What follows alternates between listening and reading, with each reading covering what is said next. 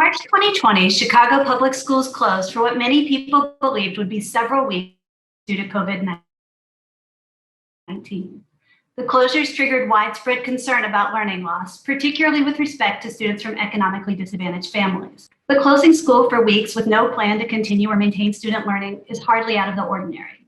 We do this every year in the form of a 10-week summer vacation. For many students, summer vacation is not an idyllic blend of outdoor play and enriching camps. Rather, it is an extended period of isolation or unstructured time that contributes to academic, physical, and social regression. On the academic front, students generally suffer declines in both math and reading during the summers.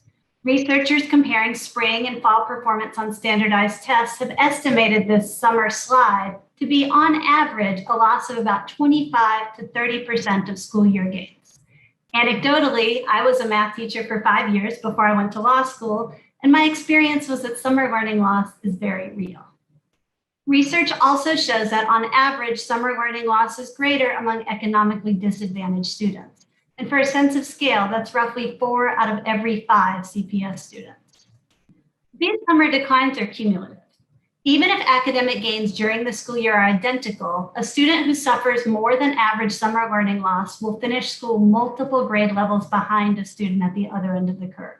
That's demonstrated in this chart, which shows differences in English and language arts outcomes for 3 hypothetical students using actual summer learning loss data.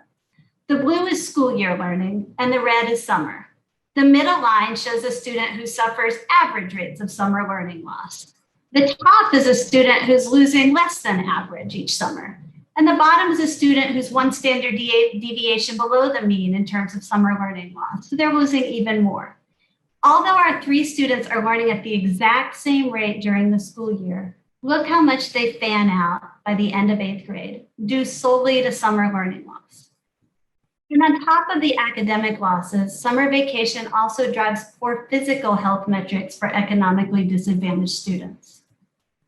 To address the ill effects of the traditional school calendar, I propose that Chicago Public Schools extend the school year for grades pre-K through 5 by 25 instructional days, leaving a 5-week summer vacation. Researchers generally agree that addressing the problem of summer learning loss and opportunity gaps requires robust, widely available summer programs. So why not just extend existing summer programs? In 2016, a group of policy researchers at RAND performed a literature review regarding existing summer programs with the goal of identifying the characteristics of successful programs in order to guide policymakers. Here's what they found. Effective summer programs are available to students at early grade levels. They have policies to maximize participation and attendance. They use evidence-based curricula that align with school year instruction and delivered by qualified teachers.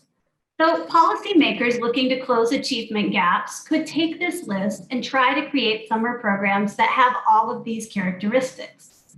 But when I look at this list, I think I recognize this. They're talking about school. So rather than create something new that tries to emulate school, we should leverage our existing infrastructure by extending the school year. How would we pay for that?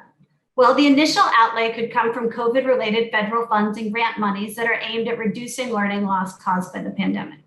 Money could also be shifted from existing city summer programs.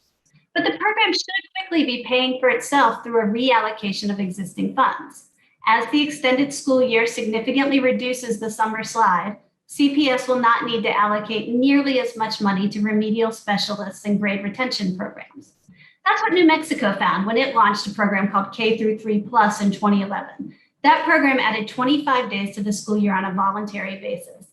And it was found so effective that the state extended it through 5th grade. And researchers analyzing the program concluded it paid for itself.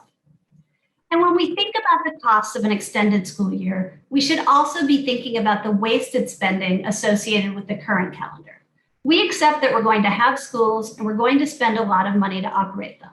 Yet every summer we're throwing away, on average, 25% of the gains made in the prior school year solely because of the calendar. That's just bad investing. Extending the school year will maximize the return on our investment in education. And the long-term benefits of stemming summer learning loss are legion.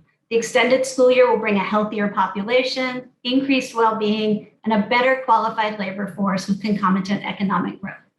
We have a tool to advance all of those goals, schools, but we need a little more of it. Thank you.